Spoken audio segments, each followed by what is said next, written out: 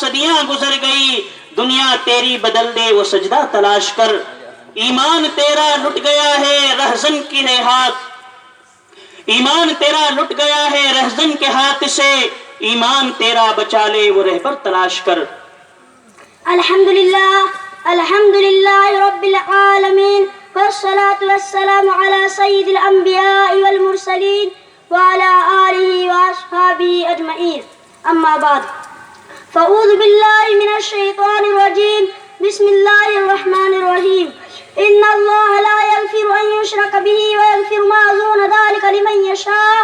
ومن يشرك بالله فقد ضل ضلالا بعيدا، وقال النبي صلى الله عليه وسلم من أحدث في أمرنا هذا ما ليس منه فهو رد، وقال في موضع آخر ما تمسك بسنتي عند فساد أمتي فله أجر 100 شهيد، صدق الله ورسوله النبي الكريم۔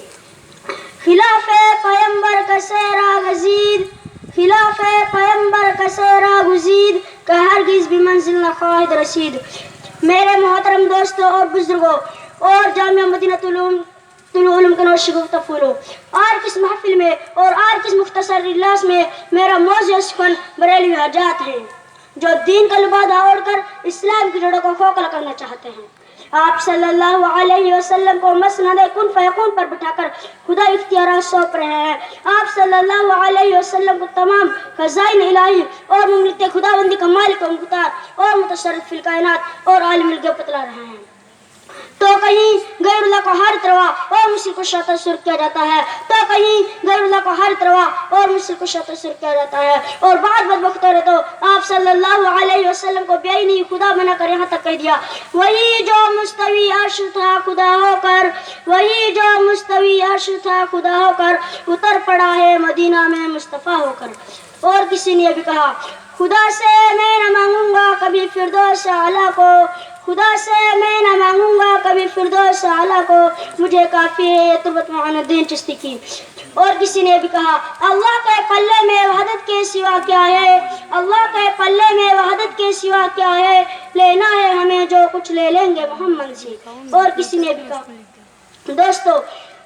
میں حیران و پریشان ہوں کہ آج کس مختصر اجلاس میں اس باطل فرقہ کی کن کن خرابیوں اور خرافات کا تذکرہ کروں، ان کے باطل عقائد و نظریات کو بیان کروں، یا معاشرہ میں پھیلی ہوئی بدعات و خرافات کو بیان کروں، نور و بصر کا مسئلہ چھڑوں یا علم غیب کا مسئلہ بیان کروں، مختار کل کا مسئلہ سامنے رکھوں یا ندائے غیر اللہ پر روشنی ڈالوں، متصرف فی الکائنات کا مسئلہ بیان کروں یا غیر اللہ کو حارت روا اور مشرک و شیطان سے ہونے کو بیان کروں۔ سمجھ میں کچھ نہیں آتا کہ چھیڑوں داستہ کیسے۔ ظاہر بات ہے کہ ان تمام مسائل کو تھوڑے سے وقت میں بیان کر دینا اگر ناممکن ہے تو دشوار ضرور ہے، اور سمندر کے کوزے میں بھر دینے کے مترادف ہے۔ جس کی ناچیز میں لیاقت نہیں اور توفیق خداوندی کے سہارا لے کر آپ کے سامنے کھڑا ہو گیا ہوں، اللہ پاک مجھے صحیح بولنے کی اور ہم سب کس پر عمل کرنے کی توفیق عطا فرمائے۔ پیارے دوستو، مناسب سمجھتا ہوں کہ اس باطل فرقہ کے بانی احمد رضا خاں بریلوی کا مختصر سال آپ کو سناتا چلوں تو لیجئے جگر تھام کر میری بات سنیے۔ پورے ملک ہندوستان پر انگریزوں کا قبضہ تو پہلے ہی ہو چکا تھا، مگر سن 1857 عیسوی میں مسلمانوں اور ہندوؤں نے مل کر آزادی وطن کے لیے جو آخری کوشش کی تھی وہ بھی ناکام ہو چکی تھی۔ لال قلعے پر اسلامی پرچم کو بجائے یونین جیک لہرا رہا تھا، اس شخص کو موت کے گھاٹ اتار دیا یا جلا وطن کر دیا گیا تھا جس نے آزادی وطن کے لیے تھوڑی بہت کوشش کی تھی۔ سینکڑوں ہزاروں علماء ہیں جنہوں نے سولی پر چڑھ کر مسلمانوں موت کو لبیک کہا اور جام شہادت نوش کیا۔ الغرض ہندوستان کے طول و عرض میں عیسیٰ مسیح مذہب کا جھنڈا لہرانے کے لیے عیسائی پادری صاحب بچھو کی طرح ہندوستان کے چپے چپے پر رنگنے لگے تھے۔ ان حالات میں میرے اکابر اسلام کی حفاظت کے لیے کوشاں تھے اور اسلام دشمن طاقت انگریز کا مقابلہ کر رہے تھے، مگر جناب احمد رضا خاں بریلوی اس ظالم انگریز کی دفاع کا گیت گا رہے تھے اور اپنی کتاب اعلام الالام بان ہندوستان دار الاسلام لکھ کر ہندوستان کو دار الاسلام بتلا رہے تھے۔ میری اس گفتگو سے آپ بخوبی اندازہ لگا سکتے ہیں کہ جس فرقہ کا جد امجد بانی میں بان کا یہ حال ہو اسے اسلام اور مسلمانوں سے کیا محبت ہوگی، شریعت کے ساتھ اس کا سلوک برتاؤ کیا ہوگا۔ چنانچہ ایسا ہی ہوا، عجیب و غریب من گھڑت باطل عقیدے پیش کر کے بہت سے مسلمانوں کو تباہی کے دہانہ پردہ کھڑا کیا۔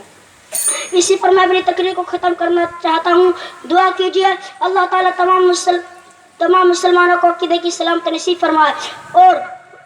بدعت و خرافات سے پوری امت مسلمہ کی حفاظت فرمائے، اور دعا کیجیے پورے عالم کے مسلمانوں کو سنت کے مطابق زندگی گزارنے کی توفیق عطا فرمائے. وما علینا الا البلاغ. ماشاء اللہ، بہت خوب.